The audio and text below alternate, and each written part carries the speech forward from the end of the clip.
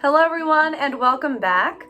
If you haven't tuned into our previous lessons, I suggest that you go back and do so. If you are joining us for the first time, hello, my name is Lauren. I work for a group in Lancaster, Pennsylvania called Compass Mark. We provide a program for schools in our area called Leaders of Future Generations, where we help students who have leadership potential learn more skills and hone in on their leadership skills. So since we are all stuck at home for the duration of the school year now, we thought that we would bring these lessons to you at home. So today's lesson is on conflict and conflict escalation. So let's start today with our quote. Our quote comes from American author Max Lucado, and Max said, "Conflict is inevitable, but combat is optional."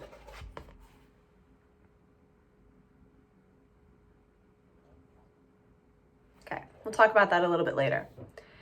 So what is a conflict? We've been talking about all kinds of skills over the past couple of weeks. We've learned about emotions, responsible decision-making, friendship, peer pressure, all kinds of stuff. So how does all that culminate into affecting our daily lives? I like to say that sometimes that culminates in conflict. A conflict is any kind of problem with at least two sides to it. So this problem could be an argument, it could be a disagreement, or sometimes even a fight. Conflicts come in all shapes and sizes. So it could range from two first graders fighting over the last cookie in the lunch line to a war between two countries. No matter what the size is or what the shape of it is, the bottom line is a conflict is a problem with at least two different sides to it. So are conflicts a bad thing? I mean, when we hear the word war, yeah, we definitely think it's a bad thing. But actually, no, a conflict is not a bad thing. The truth is, we have conflicts every single day. If you were to really examine just today, or maybe yesterday, or this week, you could probably come up with quite a few conflicts that you had between you and someone else. Even, small little things like wanting to change the channel, or not wanting something for dinner, or just having a moral disagreement about a topic that you were talking about. It's how we handle the conflict that really makes all the difference. So first, we're going to talk about what causes conflicts to occur. Usually a conflict is some kind of struggle between 2 points of view. And that could relate to people's preferences, their needs, their opinions. If we're able to acknowledge the struggle and start to mend it right away, it could end right there and there would be no future conflict and it's over. Unfortunately, sometimes we are stubborn and we handle it the wrong way. We think, I gotta win. I want to win the argument, or I want to win the conflict. And that leads to other behaviors that actually make the conflict go from bad to worse really quickly. And sometimes we might even find ourselves fighting over something that wasn't even what the conflict was about, because we use these bad behaviors. So we call these mistakes that escalate a conflict. So when we think about an escalator in the mall, escalators travel up and down. When we handle conflicts incorrectly, they can continue to escalate up and up and up until they are out of control. And once they're up there, it's really hard. If you've ever tried to walk down on an escalator going up, it's not very easy, right? So it's not maybe impossible, but it's very difficult. So this is the same kind of idea, is once the conflict is already big and everyone's yelling at each other and it's really out of control, it's really challenging to try to bring it back down, okay? But over the next couple lessons, we are going to be learning ways to try to help that happen. But first, we're going to explore what these mistakes are. What are these things that people do in a conflict that actually makes the conflict get worse? So the first of these is something called blaming. When we blame someone else, they're bound to get defensive. I mean, I don't know about you, but I don't like being blamed for things, right? Especially things I didn't do. So when someone starts an argument, or even ourselves start the argument, and we start with words like you, and we use the word you at the beginning of our messages, you're just mad because of this, or you're the one who blah, blah, blah, blah. These are fighting statements. They are bound to make the conflict get worse. Because what do you want to do when someone blames you for something? You want to blame them back. You want to get back at them because you start to get defensive. And like I said earlier, we are stubborn people, okay? So blaming is not going to get you anywhere. Once the conflict has already occurred, the conflict already exists.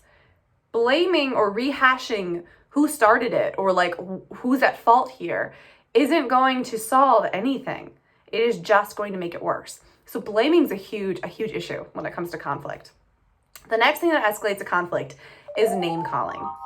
Come on, people. We are not children. I mean, some of us are, but we don't need to act like kids, right? We don't need to name call each other. Name calling is really immature. Using cruel or disrespectful terms for one another is it's just like adding insult to injury. There's already a problem that exists. Name calling someone is only going to add to that. It's going to make them feel offended, insulted, and they're probably going to do it back to you. Do you want that? No. Okay. Thinking back to our respect lesson, even when people are showing us disrespect, we should not falter to their level. Okay. So we want to treat other people the way that we want to be treated. So that means that if we want to be respected, we demand respect by showing respect to other people. Okay. Even nicknames like bro or dude, like dude, stop it, whatever it might be, they set the level of respect very low. And therefore it shows that you don't really care about the conflict, you don't really care about solving it, and you don't care about the other person. So using these kind of names, this name calling, is a really negative tactic that makes the conflict get worse. Another thing, oh my goodness, exaggerating. Who here is at fault for exaggerating? Probably everyone at some point. Okay, throwing out statements like, you always do this, or I never get this. These statements set a ridiculous standard for your expectations within the conflict by saying things that always happen or never happen. Like, I never get to choose the channel, or, I always have to take out the trash.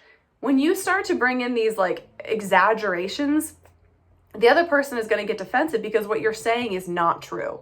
Okay, you don't always have to take the trash out, or you don't never get the TV remote. Okay, so when we exaggerate, it makes the conflict get worse because we are bringing in this really unrealistic expectation. Another thing that could happen in a conflict is threatening. Threatening escalates a conflict because you put the other person in an impossible position, which is going to make their feelings intensify. Saying things like, if you don't do this, then I'm going to do this.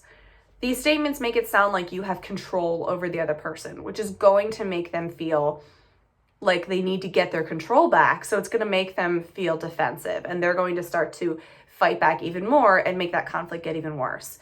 You're not going to threaten someone into ending a conflict. Okay? Threatening is only going to make it go further up that escalator. Finally, refusing to listen is the next escalation mistake. Okay, so this comes out in a lot of ways. One way is when we say things like shut up. Okay, we all know that saying shut up is a really, just cruel and negative thing to say to people. But saying things like shut up or just be quiet or just stop it. Okay, when you kind of reject the other person's feelings and you tell them to stop talking, that's refusing to listen. You're not listening to their side of the story. You are shutting out the conflict and disrespecting the other person. Another way that this shows up is through volume, which is a big one. Have you ever been in a screaming match with someone? I'm sure we all have at some point. This is when we are no longer arguing about what we're arguing about, but now we're just yelling to be louder than the other person. Like we feel like we have to win the volume battle on top of whatever we're fighting about. So we might look back and realize that let's think of a conflict. Maybe we were conflicting over, we both want to play video games and you have a longer turn than I do. And that's like what the whole conflict is about. But I called you a jerk and you yelled at me and I threatened to go tell mom and you blamed me for pushing you, and that's why you lost the video game or whatever it might be. All these things going into this conflict are now what we're fighting about. So instead of even fighting over or arguing over the who gets to play the video game, now we're arguing over how we treated each other, when all of that could have been avoided if we had just not made those mistakes within the conflict. Okay, so I'm going to take you through a story of two siblings who are fighting over the TV remote, something we could probably all relate to. I want you to try to notice these escalation mistakes occurring. Remember, there is blaming, name calling, exaggerating, threatening, and refusing to listen. So here's a story about two sisters, Kayla and Vanessa. Vanessa was sitting on the couch watching a rerun of her favorite TV show when her sister Kayla sat down, took the remote, and changed the channel to the new episode of her favorite show. "Hey, you stole the remote, give it back," said Vanessa. "Oh, shut up, Vanessa, you always get to watch your show," Kayla responded with. "You're such a brat, you do this all the time," Vanessa yelled. Kayla took the remote and hid it in the couch cushion. Vanessa approached her like she was going to find the remote and change the channel back to her show. Kayla screamed, "If you make one more move towards me, I'll call Mom and tell her that you called me a brat." Vanessa and Kayla stare at each other, both unwilling to give in or give up the fight for the TV remote.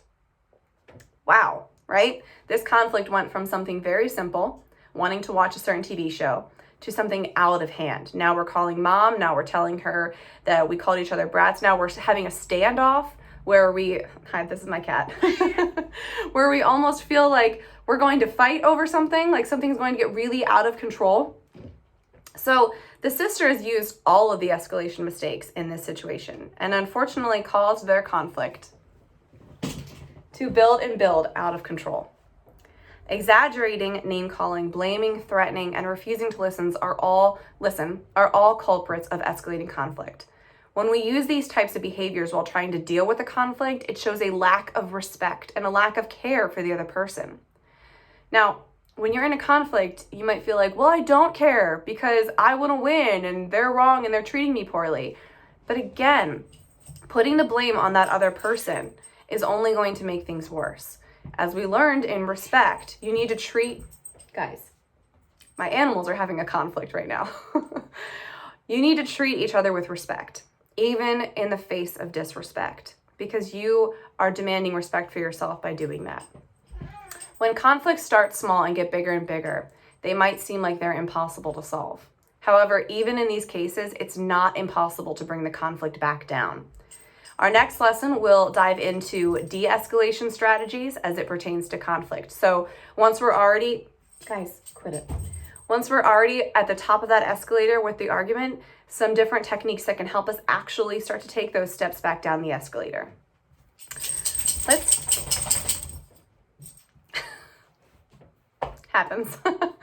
Let's take a look back at our quote today. So our quote today is by American author Max Lucado.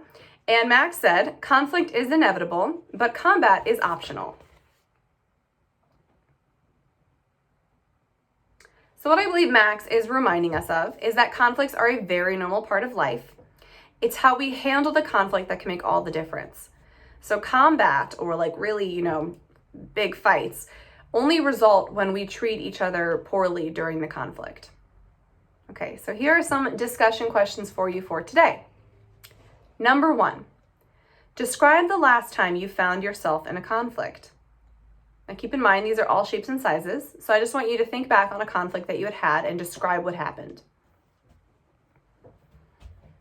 Number 2, did you or the other person escalate it using any of these common mistakes? So when you think back on it, did you blame that person? Did you threaten them? Did you refuse to listen? Did you use any of these common mistakes? And number 3, were you able to resolve the conflict? Okay, for your at-home activity today, I would like you to watch a TV show, movie, or read a book that involves a conflict. All stories involve conflicts. Identify these escalation mistakes happening and record your findings on a journal entry, or feel free to share them with me in the comment section below if you would prefer. Identifying these problems is the first step to being able to keep them from happening.